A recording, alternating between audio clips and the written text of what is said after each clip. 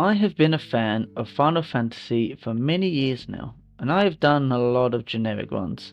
However, I have never done a challenge run until now. I got challenged by my brother to beat Final Fantasy X using only Tidus. I hadn't considered trying it, but there was a dinner on the line, so why not? However, there are a few rules which we have to add in. Rule 1. Only Tidus can do actions. Every other character must either leave the battle or defend, as they revive automatically after every battle. Rule 2. If Tidus dies, it's an instant game over. I will be tallying up my deaths, as that is a factor involved with our bet. Rule 3. Every death adds 5 minutes onto our total time, which could be a hindrance for sure. Rule 4. All mandatory fights are to be completed as quickly as possible. However, we can use excess sphere levels just to proceed if need be. And Rule 5. Story only. No post-game or side missions are required. This was something I genuinely enjoyed trying, and I definitely plan to do more challenge runs later on. But for now, can I beat Final Fantasy X with just our blonde protagonist? First things first, we blitz through Dreams Anakin, give our name to the people who would like our signature, and get ready to proceed. Although I am confused as to why Tidus knows to listen to a small child he doesn't know, but hey ho, we keep moving forward. We do have to skip the cutscene, unfortunately, as it is copyrighted, but then we get our sword from the goat that is Auron. After getting the sword from Auron, we push through the first couple of small enemies that are in front of us until we hit a point where we are surrounded. This is where the first small grind begins. For those of you who didn't know, you are able to constantly attack the enemies that are behind you where they constantly respawn, meaning you are able to grind out Tidus to get Slayer and Warrior should you want it. Also, just so people are aware, we both did this challenge on PS5, which means we weren't able to use any boosters to help us progress, no speed up, no encounters, no cutscene skipping, all just straight through the game, nothing extra added on. After a short while, I unlocked the Slayer Overdrive mode for Tidus. However, as I wasn't fully paying attention, I didn't actually notice I had got it. I only realised I had unlocked it after I got Warrior as well. For clarification, to get Slayer for Tidus, you need to kill 100 enemies. To get Warrior, you need to hit enemies 150 times. That means I was here for far longer than I should have been, but hey, you learn from your mistakes when not paying attention. Next up, we have the Synfin at the end of the road. Per our rules, we do have a mandatory tutorial of Auron's Overdrive, which in my opinion is really damn cool. This boss is simple, it only hits with Demi, so we have nothing to worry about, we can't die, and it's easily beaten. We beat the boss, and we proceed past the cutscene into Barsh Temple. We equip Slayer on Tidus, then proceed to fight the Sahagins and Giascana. This is another easy fight, just hit a couple of times and the cutscene activates. We board a fire, get attacked by a spider, and kaboom! Riku appears. However, annoyingly, per our rules, she can't be used, so she needs to just defend and let Tidus do all the work. There is a mandatory grenade tutorial which can't be avoided, but otherwise it's another easy fight other than nearly dying, being left on just 87 HP. But again, the fight is over and done with. We're taken to their boat, learn about the sphere grid, then go underwater to find whatever it is they are looking for. I build up my overdrive with Slayer to prepare for Tross and proceed into the boss fight. Boss is pretty simple. I use Cheer 5 times to improve damage and defense and hit him until he moves. Once he moves a second time, we use pincer attack so I can hit him again, a couple more hits and then I use Spiral Cut, get the overkill and move on. Sin attacks, we land in Besaid, go through all the talking until we hit the temple. We do the Cloister of Trials, also getting the Destruction Sphere, mostly because I don't remember what each one gives. See the summon scene for Veilful and start moving towards the boat. We also have a little fight with Kamari, but that's neither here nor there, it's not really much of an issue, just hit him a few times and be done with it. We have some mandatory tutorials again, using each character, so we blast through them, get to the beach for a save point, and proceed to start grinding. This is where I realised my mistake. See, normally, Tidus can't hit the fin for the boat battle. You need to use Wakka's basic attack, Lulu's magic, or Kimahri's lancet. I decided to try and take the easy route, which was going for the closest skill that was near me at the time on the sphere grid, which was lancet, which, as you're about to see, would cost me a lot of time. So, fighting the Sin Fin was a problem for me for a couple of reasons. First, I didn't have an awful lot of healing items as I forgot to buy some in Besaid. If I could, I genuinely don't remember. Second, Lancet was not my brightest idea. Although Lancet does damage as well as heal, Tidus' magic was so low, my damage was near minimal. I was doing about 13 damage per Lancet and the Sin Fin has 2000 HP. This means I had to do approximately 153 Lancets in order to beat this boss, as well as keeping tabs on HP and the Sin spawn on the boat. So I cast Cheer 5 times to get my defense a little higher, then got to work on Lancet. After attempting to grind the little enemies for a bit, I realised my lack of heals might screw me, so I started attacking the Fin. Seeing the damage, I noticed that I'm probably not winning this one, but I give it an attempt anyway. After 20 minutes ish, Fin was at half health, but I was really low on meds, and a few minutes later, Tidus eventually dies, so that is death number 1. Before my second attempt, my good buddy Highwind informed me of something I feel I should have known, but I didn't. Apparently you can get a bunch of potions out of a suitcase on the boat. I had no idea this was a thing, but it was worth doing. All the extra healing is going to be super useful. So we jump into attempt number 2. This time I don't bother with the little spawns, I go straight for the Fin. I cheer and kill 2 of them to minimise damage, and then I just spam Lancet until the boss kill was over finally. The downside is, I do need to save some potions for the underwater fight, which in itself was another struggle. The Fin fight itself took way longer than I would have hoped it would, and eventually Kimahri died, and I don't think I had any Phoenix Downs left, so I had to end the fight as quickly as I could. The underwater Sin fight has 2 attacks, Drain Touch to heal itself, and Blender, which hits both for a fair bit of damage. It also has little fish around it for more attacks. I'll start with Energy Rain to eliminate the fish, cheer a couple of times for damage and defense, and get to work attacking the Sin spawn. He summons more fish, so I get another Spiral Cut off due to the Slayer Overdrive, but then I get dangerously low, literally 4 HP. After using this last potion, I have none left, so this was literally a gamble moment.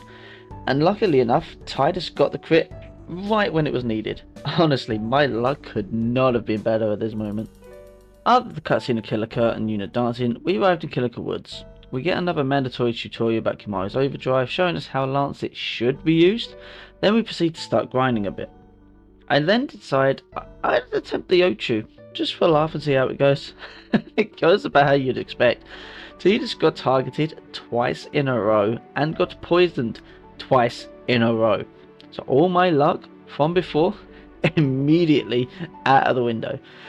So I do the smart thing and I ignore the Ochu and keep grinding for a bit to get a few more levels on Tidus before deciding to try the Sin fight up ahead. The Sin fight goes terribly. First, cheer for attack and defense, take out the tentacles in 2 hits, not 1, which was a real downside, then Spiral Cut and open the shell. However, my HP isn't high enough due to the lack of potions and next to no items at all. Lancet wasn't helping, so there was no point in trying. So I get killed rather quickly, which means death number 2 and more grinding. After a bit more grinding, I go back in with a full overdrive and instantly start with Energy Rain. It kills off the tentacles and then I cheer to get stats up. I also managed to get a couple more items, heals and a remedy from the Crusaders around Kilika, so hopefully it goes better. Unfortunately, Tidus got Venom twice again, so I got real unlucky and that is death number 3. At this point, I got super stubborn and went straight in for a 3rd attempt. Same strategy as before, Energy Rain and then cheer to open up the shell. My luck must have returned. because Tidus didn't get targeted as much. Kimari actually took a few of the hits so that Tidus could attack more. Tidus did get venomed again towards the later part of the fight, but I was out of items, so it was all or nothing. Literally just had to go in for it. And luckily, a couple of crits and a couple of hits later, we got the victory. Finally! Up next, the Kilika Cloister, to which I finish with getting the Destruction Sphere again, unlock Ifrit, and get back onto the boat towards Luca. On the boat, after all the talking scenes, I go for the Jet Shot.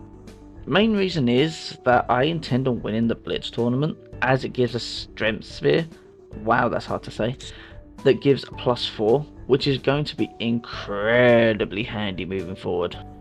In Luca, the first thing I do is go buy some items, potions, Phoenix Downs, the lot. I feel so much better for getting some extra items, until I'm able to get Cure or something better. After that, we start the cutscene for the Blitz tournament, where we have to fight some Machina and make our way towards the big Machina known as the Obliterator, which is a hell of a name. I did get Blitz Ace on the way, so that was a bargain. During this fight, we can't actually use the crane due to not having any lightning magic to power it up, so we just have to brute force it. Use cheers, then start attacking. It only has about 6000 HP, which isn't terrible, and I'm hitting for about 400 a hit, so not many hits required.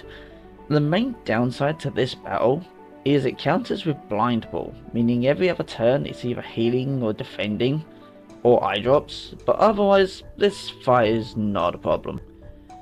Next, we do the Blitzball match, and we beat the goers because they suck.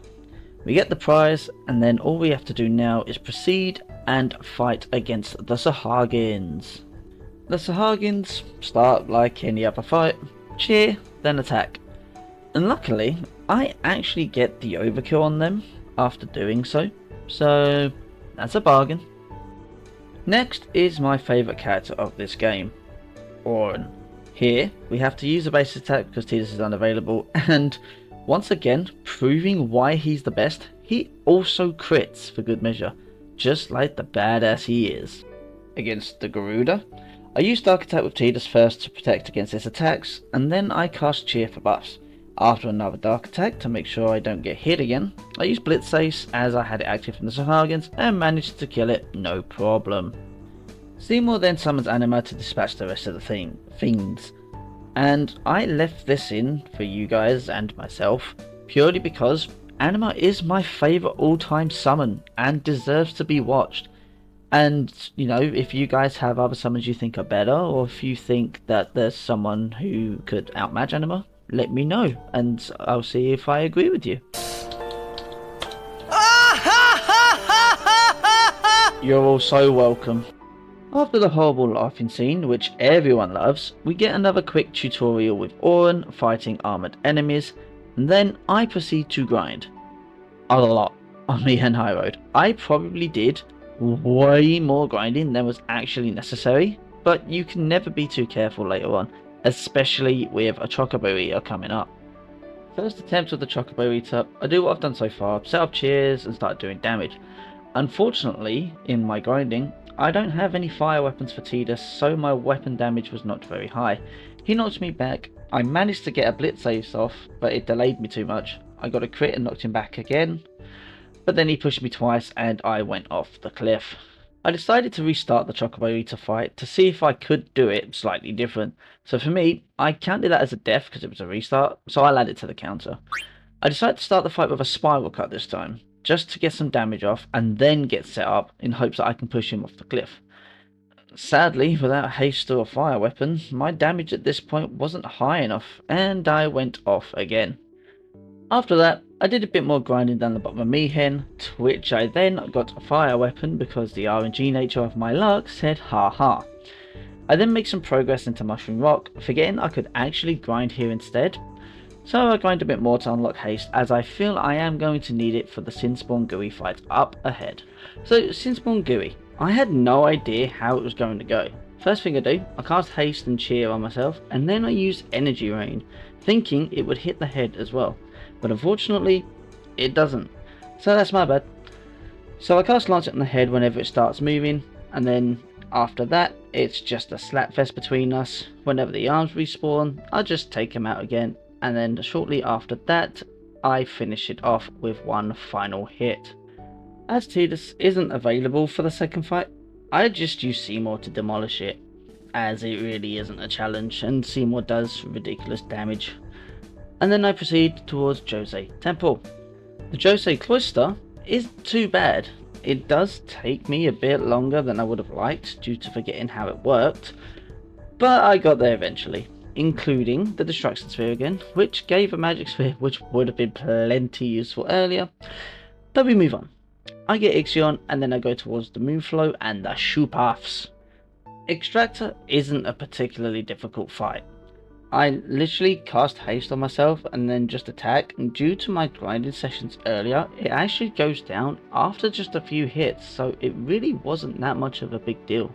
After that, we unlock Riku, we do her mix tutorial, and then we learn how to customize, and then we go talk to Seymour for all of his rambling needs. They say Seymour went to Macarena Temple. Macalania Temple. Aye? So stupid. Anyway, Thunderplane's next. I pray to the cactuar statues as I go through, but ultimately nothing special happens here and we move on into Macalania Woods. Not much other than the enemies here are a fair bit stronger than I would like, but other than that nothing really happens here either, so we proceed towards Spheromorph. Spheromorph became one of the more funny fights for me. So the way it works, every time it's hit, it will counter with a magic attack. If you hit it with the magic it is then weak to, it will randomly change to another type of magic, and you don't know what it is until it hits you again. Luckily, with Tidus, I had a weapon type of each magic, so I could hit it with an element, switch to a normal weapon, find out what element it is, then switch to the type it's weak to, and hit it again and repeat said process. Halfway through, however, I realised I had a lightning proof armour, which meant I just needed to get it to hit me with lightning, and then just continue to hit it with a basic weapon because it couldn't hit me with magic, and I would occasionally heal in case it landed a basic attack on me. This did take a while, however, as it has 12,000 HP and I wasn't doing much damage. However, it does go down, and up next is Crawler. I destroyed Negator with a lightning marble. I then cast haste on myself. Then I use a lunar curtain to protect myself against mana beam. I then cast cheer a few times until mana beam hits. It does more damage than I care to take, so I heal up and cast a couple more cheers and attack, doing just under 100 damage. It counters with assault, which also does too much damage even with cheers up, so I lightning marble a couple more times and mana beam comes out again. I proceed to heal up again and throw one more marble when Negator returns. I leave it up this time, as Crawler doesn't always counter whilst it's active. Plus, with Negator up, it can't cast Mana Beam, which benefits me immensely. It does hit with Gatling Gun, which is not an issue due to cheer, and after a little while, Crawler goes down. But up next is Seymour and Anima, and let me just say, this I was dreading. So, Seymour. First thing I do is set up cheers, and then I use the talk command with Tidus to gain an extra attack buff. I attempt to hit Seymour, but I actually forget that the Grotto protects him, so I take them out first. It takes 2 hits because of Protect and Auto Potion, but they eventually go down. I heal up and hit Seymour for half health, to which he summons Anima. Anima starts with boost, so I use Blitz Ace on her. Like the fool I am, I miss the final hit, resulting in an easy pain and an easy death. Attempt 2, I miss, and I'm dead. Again. Attempt number 3, I didn't know that the Guardo confused, so I died. Again. Attempt 4, I stupidly tried to steal, and she didn't like that. Which is fair. Attempt 5, I go back to the original strat and I attempt to Blitz Ace again. And this time, I actually hit the final hit. Which was all I needed to do apparently, as I almost hit for max damage, resulting in Anima going down. This just left Seymour in his slightly stronger phase, but he starts with Thundara, which I am immune to, and 2 hits later, he finally went down. Next up is the Marcolania Trials, and although this one isn't particularly difficult, it's annoying. Purely for the fact that if you want the Destruction Sphere, which I did, you technically have to do the trial twice. However, me and my almighty genius, I accidentally hit the button at the top after I'd done it, which meant I had to actually do this trial 3 times. So happy with myself for that one. After that, it's the run across the bridge where I get caught by the Guardo just once, but it did more damage than I would have liked. Then it's a little bit of grinding to prepare for the Wendigo on the ice, and then we start that encounter. So, the Wendigo fight was actually rather easy. First, I used a sleep powder just to put the Wendigo to sleep, and then used cheat to boost my damage and defense just in case, but mainly it was in order to kill the Guardo quickly. After it wakes up, I use Dark Attack to blind it and get a couple of hits in, then I attack with Blitz Ace, to which it lived, surprisingly. And then it goes down in the next hit, so can't really complain. The zoo fight in Beacon Hill was next, which I was a little concerned for, but there was no reason to worry. I used Dark Attack, which actually lands both times that I used it, much to my surprise, and then managed to finish it off before Lulu and Auron appeared, which also surprised me. Beacon Hill was a bit more troublesome than I expected, however.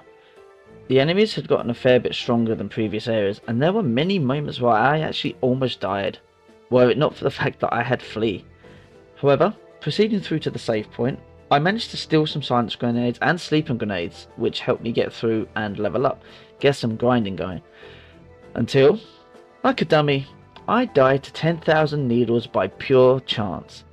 This is just my luck. After that embarrassing moment, I push forward through the rest of Beacon Hill and get towards home. After I unlock the chests, I make my way all the way up, through towards the Summoner's Sanctum, where I mess up. See, the Chimeras follow a steady pattern of attacks, rotating through them, through Thundara, Megiddo Flame, Aqua Breath and a physical attack. I, however, messed up the order and actually got double Megiddo Flamed, resulting in another death all by my own folly. The red carpet has teeth. After that was the fight with Evray, and I was more than a little unprepared for this fight, as it's been a while and I forgot one crucial thing. Evray has the ability Stone Gaze, which can cause Petrify. Can you guess what happened on my first attempt? If you guessed that Petrify landed, on Tidus specifically, congrats. You can laugh at me and you get points at me for forgetting such a simple thing. Second attempt at Everett went much better. I started off with the normal haste, cheer, and every time that he went to use Poison Breath, I moved the airship away, healed up with Albed potions and Lancet for damage and a little bit of healing when I needed to until I could move back in. I did forget that the airship has cannons I could have used. I literally have never used it in any playthrough, but I just didn't use them. But you know, I'll use them on a different run when I do another challenge at some point. After every loses a certain amount of health, however, it does cast haste on itself, so the battle became a bit more challenging. I managed to inflict Dark on him a couple of times, so that the melee would miss, but he was now outspeeding the airship in terms of his poison breath, so I had to play super safe, like really careful. But after a long drawn out battle, Everett finally goes down and we progress forward. The high bridge was troublesome, but nothing particularly special, and we proceed into the Bethel Cloister. Now, I am not ashamed for admitting this, but this is my least favourite moment throughout the entire game. No matter how many times I have played through this game, I cannot wrap my head around this cloister, which is funny because I don't think it's super hard to do compared to other challenges in this game. I just can't remember it. I literally just cannot remember it. So I did watch a guide as I was doing this, so I don't miss anything, and so I can get through it as quickly as possible, and then I can progress into Via Purifico, where our protagonist is unavailable. As per our rules, I leveled up Yuna just a little, just to get through, trying to escape any fights we don't need to do, but I didn't actually know that there was a static encounter in the walkway. Genuinely didn't know, it wasn't random. And then we moved towards the Isaru fight. Nothing particularly interesting happens here. I mean, Bahamut just slaps Ifrit and Vel for silly, and Shiva just kicks Bahamut until he kneels. Underwater Purifico next, where Tidus is back. We push through towards Dead Evray, and for anyone who doesn't know, this fight is super easy, because all you have to do is throw 2 Phoenix Downs and it dies. I did have a massive scare moment though, because it used Stone Gaze on Tidus. I don't remember which way I've been saying it. But luckily, my Stone Ward armor came through and saved me, resulting in an easy win. Unpleasant. Look, say what you want about Seymour as a bad guy, he has some killer lines and solid delivery, this being one of my favourite moments. I chose not to train on the bridge, even though it is literally the best spot for XP grinding. I didn't really want to run the risk of being ejected or one-shot, as my stats were not high enough to survive the cannons as well as the kicking, so I just started fleeing and proceeded towards Seymour Natus. I always try to keep 2 characters alive during this fight, purely so that they can take some of the magic damage, which unfortunately, unfortunately makes this fight a rather long and drawn out one. But luckily, after all the setup and everything, this fight wasn't too bad, as I was hitting for about 3500 damage a hit. So after a few minutes, he went down and we proceed forwards. Calmlands is tough.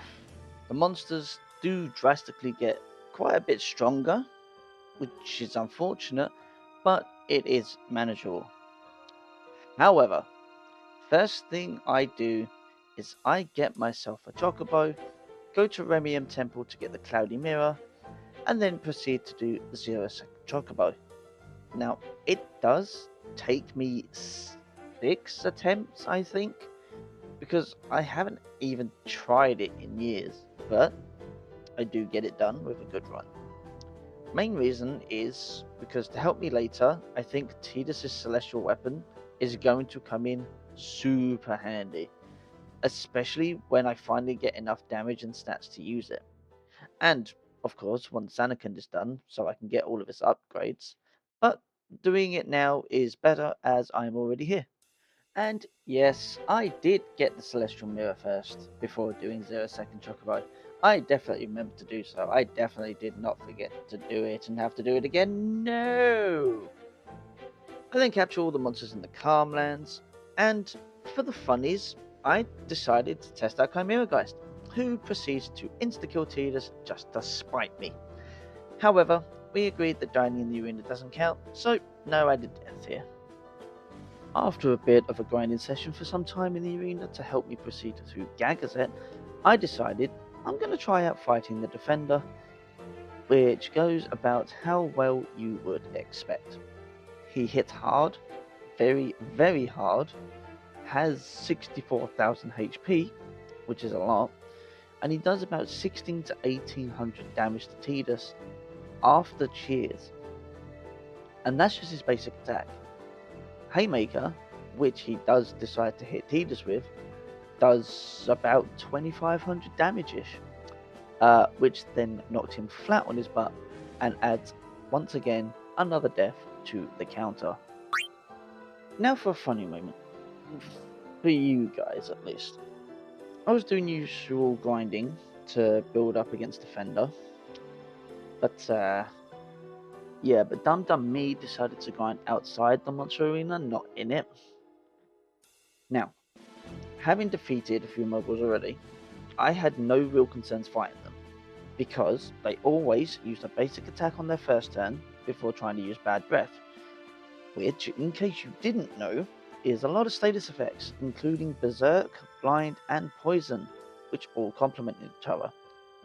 However, this one boss of a Mulga decided to use it first turn, which meant I had no way of Tidus surviving. I had no ribbon, I had no proofs or anything. So that means, yet again, another really dumb death for me. Now, whilst I was recording this session, I was having a little chin ride with my buddy Highwind, who helped me out again, because he's a legend. He informed me that there was a cheese strap I could use against Defender I actually had no idea about. If you use the Provoke ability on Defender, he will only use Blast Punch, which is static damage at half your current HP, meaning he can't physically kill you with it, and it's the only attack he will actually use. Now, I had a little doubt, because I know what my luck is like, so I was worried that he would change his mind halfway through. So I did heal a couple of times, just in case, but overall the strategy worked, and we proceed onto the Kimahri fight. So, because this fight is mandatory, there really isn't much I can do, so I make the most of it. I lance at them constantly, getting loads of overdrives for Kimahri, even though after this fight I can't actually use them. Slowly beat them down, and luckily it's not a tough fight. Biran and Yenke's stats are tied with Kimahri's, so the more stats that Kimahri has, the more they will also have. So where I haven't leveled up Kimahri whatsoever, they also haven't leveled up, as weird as that sounds. But the next fight, this is where I start to get really worried, because it's Seymour's third form. Pitiful mortal. Your hope ends here! And your meaningless existence with it! And your meaningless existence with it! It's such a banger line. But now the fun part. So, Seymour Flux is a nightmare in regular runs, let alone with only one character. So playing super carefully is the way to go. He has an assortment of moves and abilities that make this fight potentially a one-turn game over type deal. He has Lance of Atrophy, which deals damage and inflicts zombie. Then he casts Full Life, which obviously insta-kills whoever is affected by zombie. Now, if he uses Lance on someone other than Tidus, we're okay, because he'll just cast Full Life on someone else.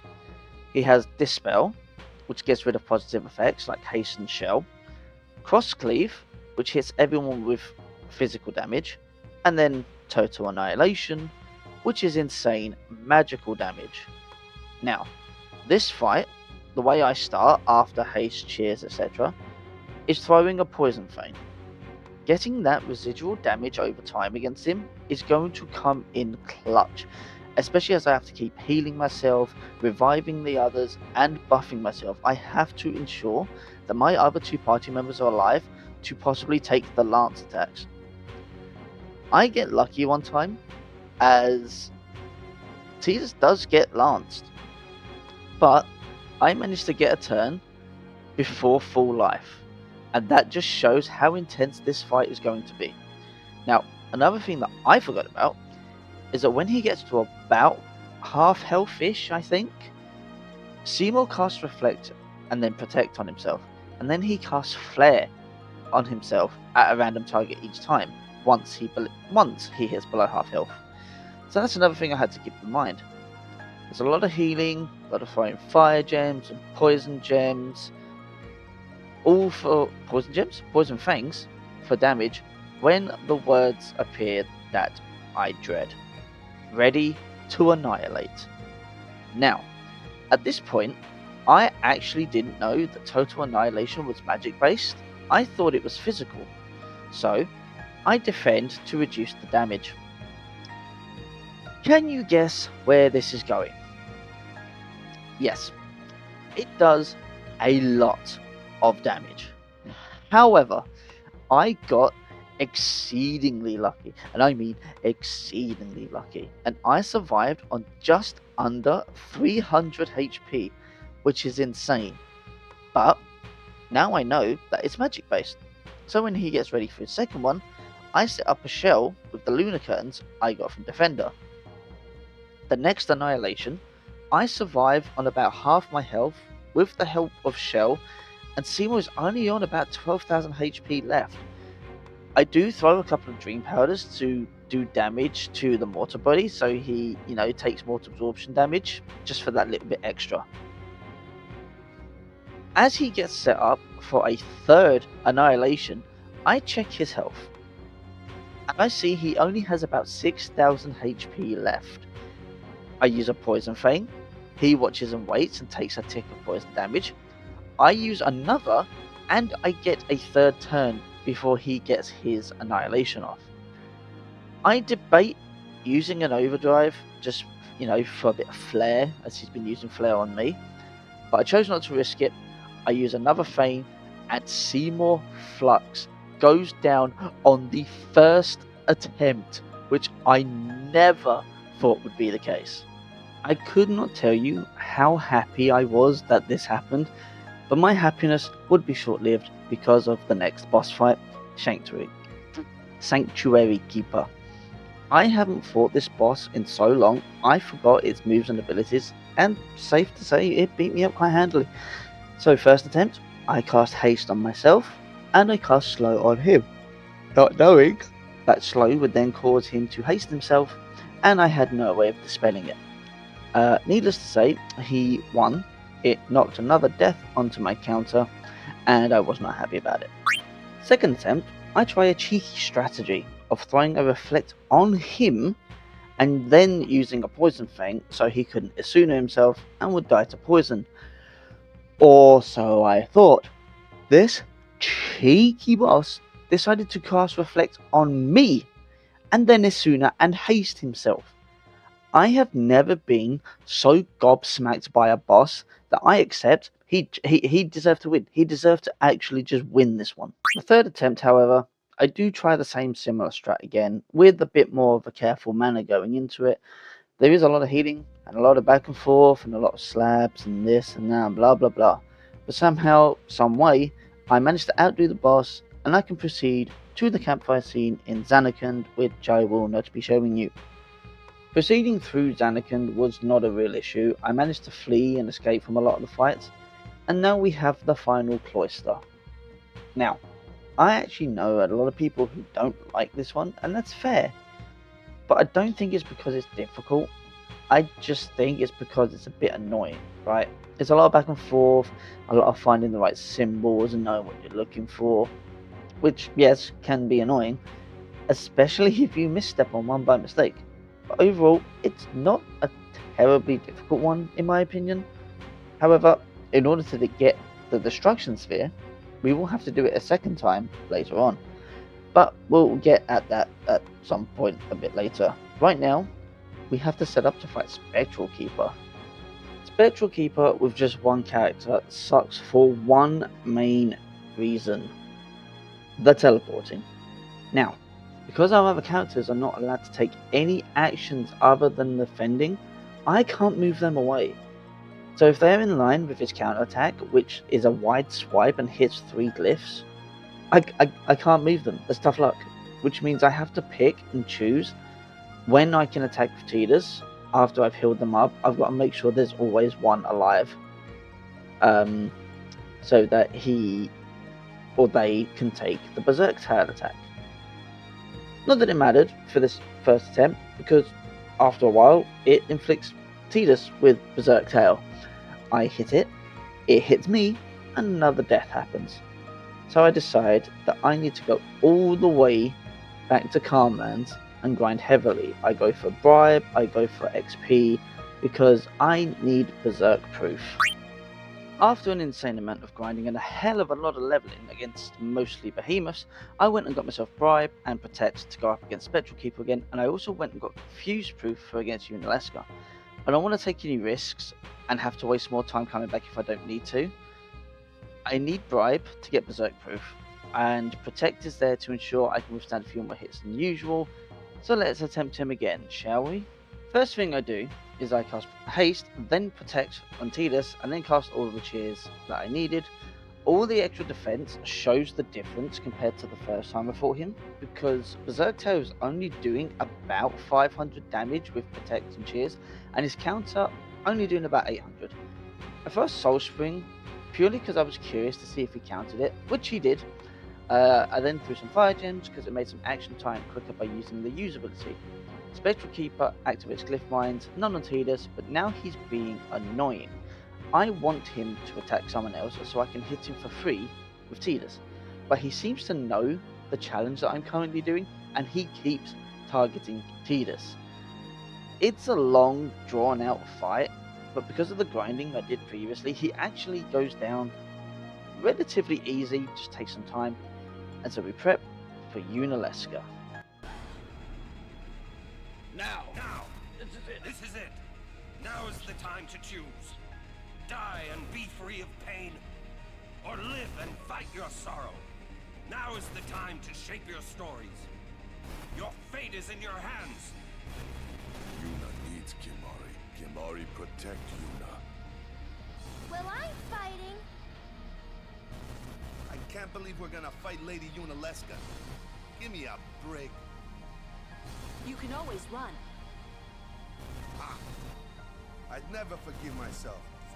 No way. Not if I ran away now. Even in death, yeah? My thoughts exactly. Yuna! This is our story. Now let's see this thing through together.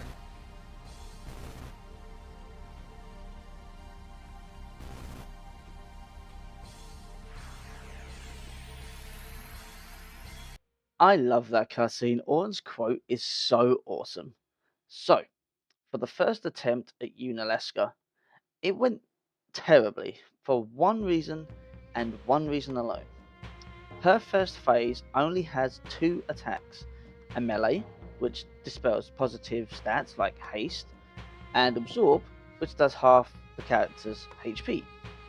Absorb always targets the player with max HP, and it does half the max HP, not the HP they are currently on. I didn't know these 2 facts, so when she hit me with Absorb, I was like, okay, not a problem. And then she hit me with it again and did the same amount of damage, and yeah, it resulted in me dying rather quickly. So on to attempt number 2. Attempt 2, I accidentally cut the recording off and forgot to start it again, but all I did was cast Haste and 2 Cheers and Protect, so nothing out of the ordinary compared to usual.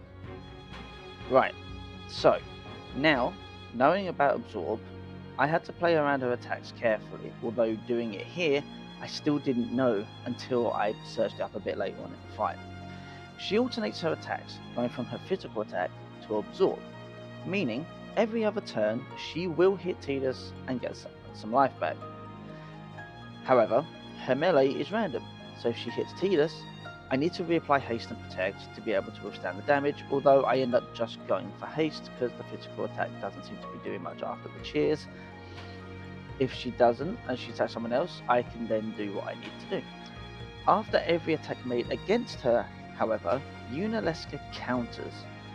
If you hit her with a melee attack, she'll blind you. If you hit her with a magic attack, she'll use Silence. And if you use an item like the Shining Gems that I have luckily farmed, she puts you to sleep.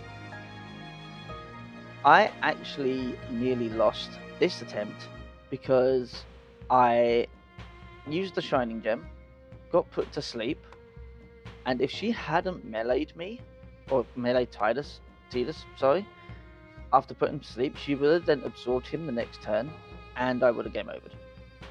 So, phase 1 takes quite a bit of time, because not only do I have to keep an eye on my health and statuses, I also have to work around her putting Tidus to sleep and blinding him constantly.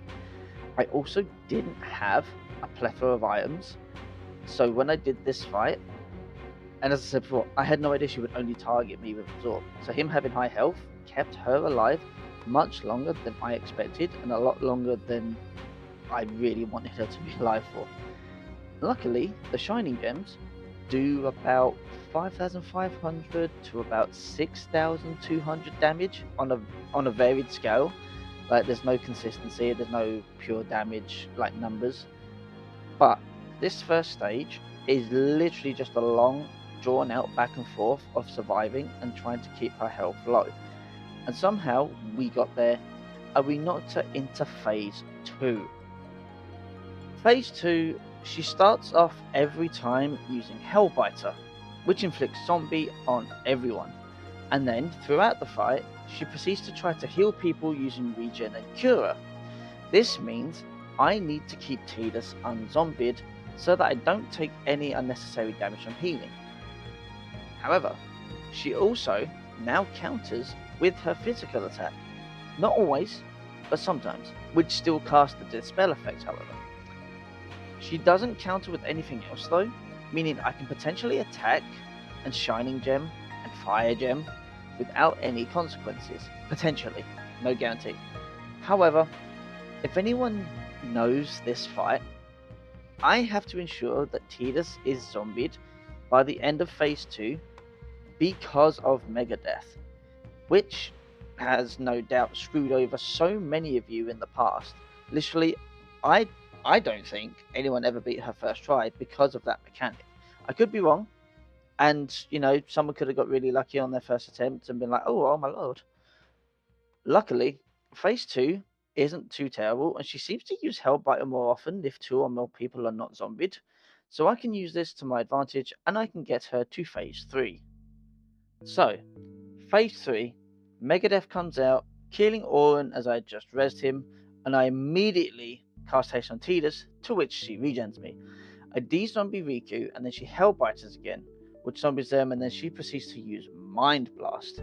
This attack is the main reason I got confused proof, because if I had gotten confused, I probably would have game overed right there.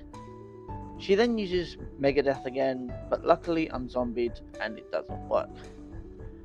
Also, if Riku or Auron had survived the Mind Blast and done an attack, that would have been the run over as well, as they would have taken an action and they're not allowed. She still counters with her physical attack, like phase 2, not with any pure consistency, but it does still cause Dispel, which is easily worked around, so I just have to cast haste if and when I need to. Now, right here, I am in two minds whether to Holy Water Tidus or not, as I don't know if she followed a pattern, but I opt to heal Riku instead, just to speed up my turn order, and you know what, it's just as well, because she cast Megadeth straight after. If I had Holy Water Tidus, game would have been over. I am getting so stressed at this point, it is unreal. But we are making progress. Slow progress, but progress nonetheless.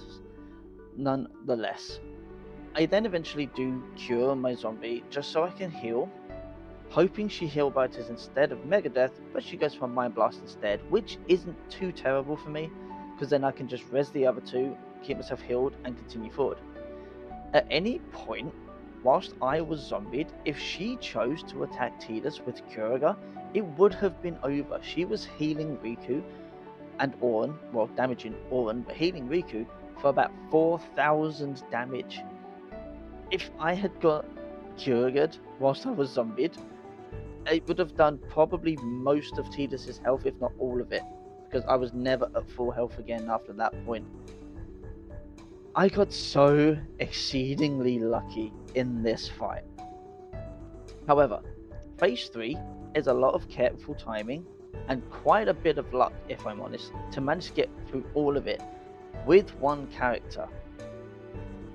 And with one final Shining Gem, Lady Unalesca, the hardest fight in this game, goes down with just Tidus. Now, what I might do, just because this fight took nearly 30 minutes on its own, I think it was about 27 minutes, I might just upload the whole fight as a separate video so you guys can see my thought process whilst I was doing this fight. You can actively hear me searching things up mid-fight. That is insanely how hard my brain hurt during this fight. Also, just for those of you who didn't know, you can actually get the Sun Crest right after beating Unalesca by walking down the stairs at the back and not the ones at the front, because it walks you down the back, it resets to the thing, and the Sun Crest appears and you can get it straight away. You don't need to come back and fight Dark Bahamut. Now, after that, I go back into Zanarkand with the airship to get the Destruction Sphere and the item, as I can never remember what I have. I get a couple of armors from once, because I'm going to need 4-slot armors with different abilities, because I'm unsure, well, however many I'm actually going to need. And then I proceed to grind for Auto Protect, because it's going to be the most useful moving forward.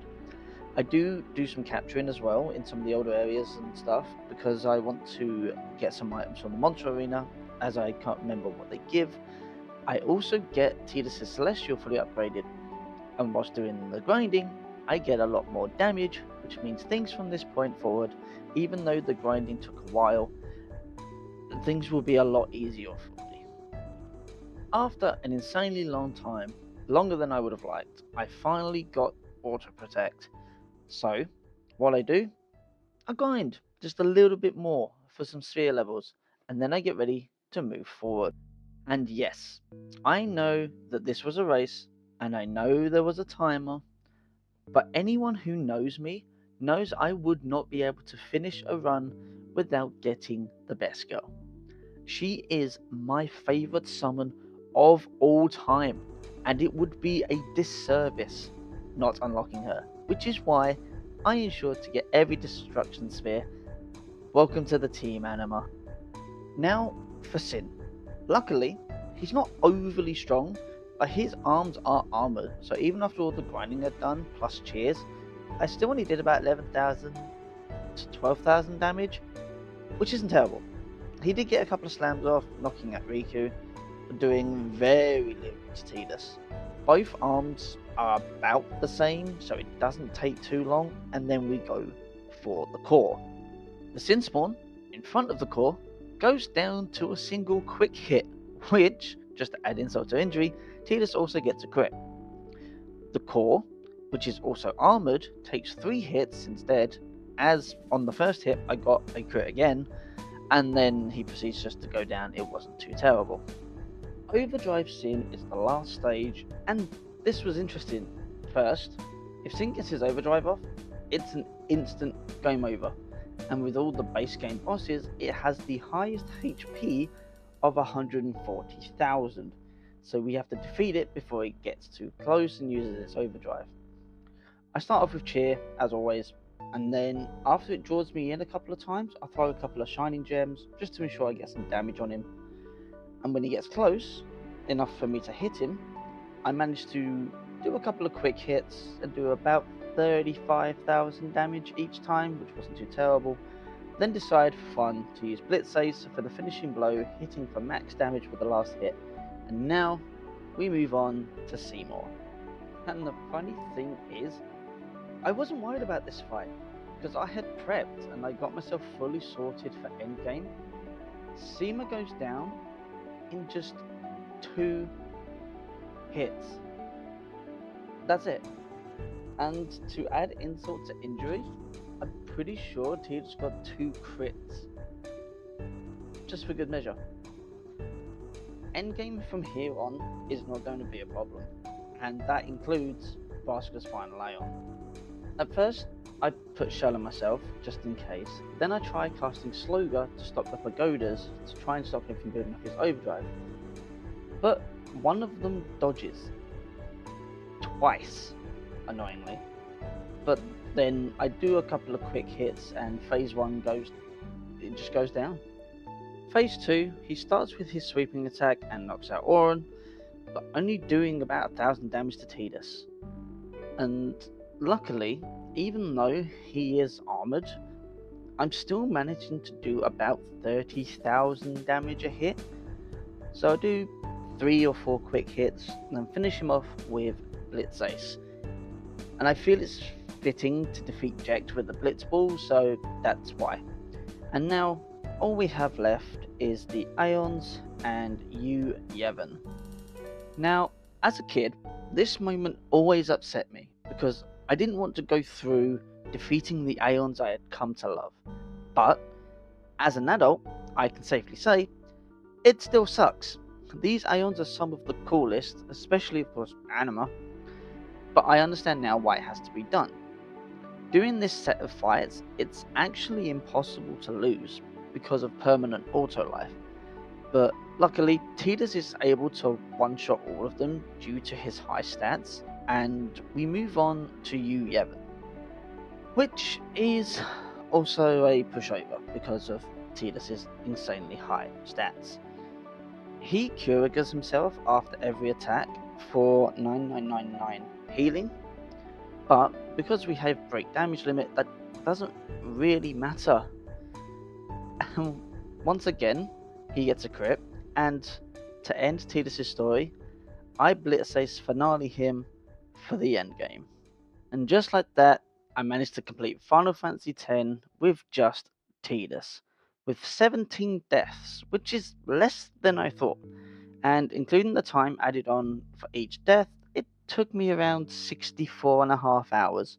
Not bad, but I'm curious, am I good enough to beat the post game with just Tidus?